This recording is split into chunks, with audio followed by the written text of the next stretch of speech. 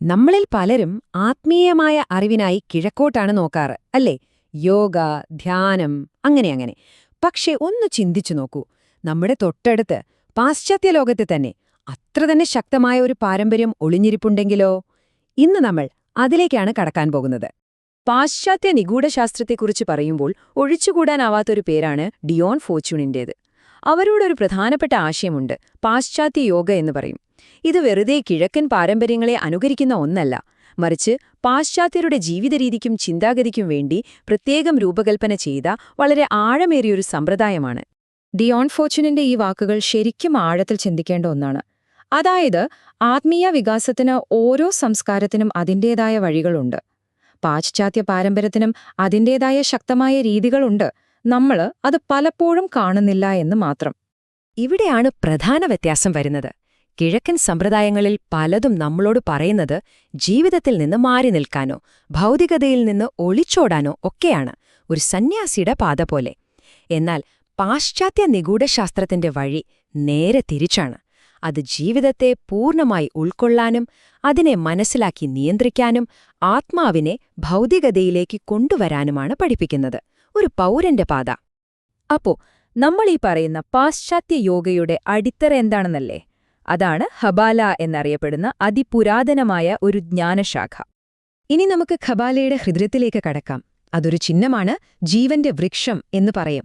ഇതൊരു വെറും പടമല്ല, പ്രപഞ്ചത്തിന്റെയും മനുഷ്യന്റെയും ഒരു സമ്പൂർണ്ണ ഭൂപടം തന്നെയാണ്. അപ്പോ എന്താണ് ഈ ജീവന്റെ വൃക്ഷം? ഹീബ്രുവിൽ ഇതിനെ ഓട്ട് സ്ട്രീം എന്നാണ് വിളിക്കുക. ഇതിന് രണ്ട് തലങ്ങളുണ്ട്.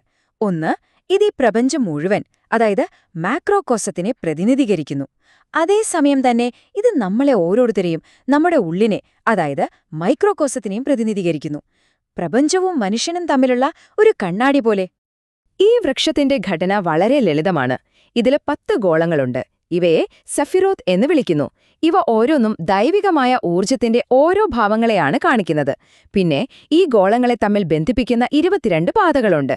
ഇവയാകട്ടെ നമ്മുടെ ബോധത്തിന്റെ ഓരോ ഘട്ടങ്ങളെയും സൂചിപ്പിക്കുന്നു. ഇതൊക്കെ കേൾക്കുമ്പോൾ കുറച്ച് കോംപ്ലിക്കേറ്റഡ് ആയിട്ട് തോന്നുന്നുണ്ടോ? വിഷമിക്കണ്ട, നമുക്കിതിന് സിമ്പിളായിട്ട് ഇങ്ങനെ ചിന്തിക്കാം. ഇതൊരു തരം ഡിവൈൻ ഓൾജിബ്ര പോലെയാണ്. അല്ലെങ്കിൽ പ്രപഞ്ചത്തിലെ എല്ലാ കാര്യങ്ങളെക്കുറിച്ചുമുള്ള വിവരങ്ങൾ തരംതിരിച്ചു വച്ചിരിക്കുന്ന ഒരു വലിയ കോസ്മിക് ഫയലിംഗ് സിസ്റ്റമാണെന്ന് കരുതൂ. ഓരോ ഫയലും തുറന്നാൽ അതിനെക്കുറിച്ച് കൂടുതൽ മനസ്സിലാക്കാം. ശരി, ഇനി ഈ ജീവന്റെ വൃക്ഷത്തിന്റെ അടിസ്ഥാന ഘടന നോക്കാം.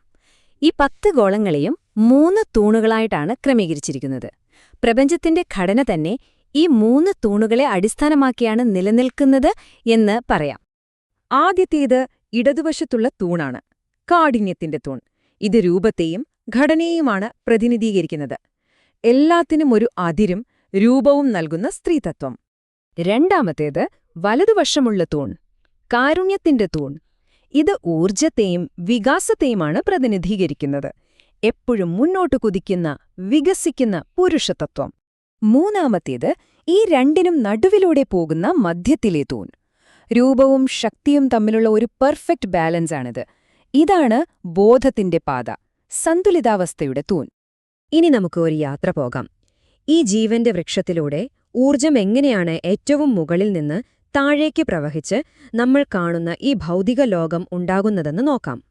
അപ്പോ ഈ ഒഴുക്കെങ്ങനെയാണെന്ന് നോക്കാം. ഇത് പ്രധാനമായും 3 ഘട്ടങ്ങളിലൂടെയാണ് കടന്നുപോകുന്നത്. ഏറ്റവും മുകളിൽ പരമോന്നത ത്രികോണം. അവിടെ എല്ലാം ശുദ്ധമായ ഊർജമാണ്, രൂപങ്ങളൊന്നുമില്ല. അവിടെ നിന്ന് താഴേക്ക് വരുമ്പോൾ അമൂർത്ത ത്രികോണം എത്തുന്നു. ഇവിടെയാണ് ഒരു വ്യക്തിത്വം അല്ലെങ്കിൽ ഒരു ഹയർ സെൽഫൊക്കെ രൂപം കൊള്ളുന്നത്. അവസാനം ഏറ്റവും താഴത്തെ ചതുഷ്ടത്തിലെത്തുമ്പോഴേക്കും അത് നമ്മൾ കാണുന്ന ഈ ഭൗതിക ലോകവും നമ്മുടെയൊക്കെ വ്യക്തിത്വവുമായി പൂർണ്ണമായി മാറുന്നു. ശരിക്കും പറഞ്ഞാൽ ഒരു ഐഡിയ എങ്ങനെയാണ് ഒരു ഫിസിക്കൽ റിയാലിറ്റിയായി മാറുന്നത് എന്നതിന്റെ ഒരു ബ്ലൂപ്രിന്റാണിത്. ചുരുക്കി പറഞ്ഞാൽ, ഏറ്റവും സൂക്ഷ്മമായ ആത്മീയ തലത്തിൽ നിന്ന് തുടങ്ങി ഏറ്റവും സ്ഥൂലമായ ഭൗതിക ലോകം വരെ എങ്ങനെ സൃഷ്ടി നടക്കുന്നു എന്നതിന്റെ ഒരു മുഴുവൻ ഡയഗ്രമാണ് ഈ ജീവന്റെ വൃക്ഷം.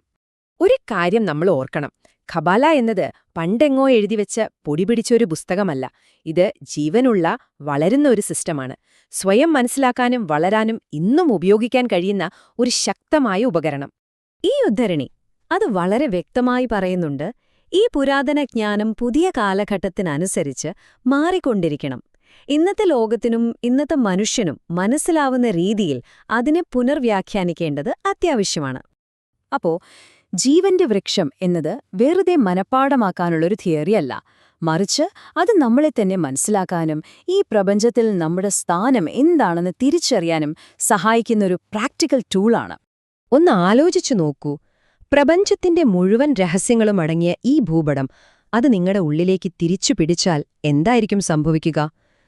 നിങ്ങളുടെ ആന്തരിക ലോകത്തെക്കുറിച്ച്, നിങ്ങളുടെ സാധ്യതകളെക്കുറിച്ച് എന്തെല്ലാം പുതിയ കാര്യങ്ങളായിരിക്കും അത് നിങ്ങൾക്ക് കാട്ടിത്തരുന്നത്?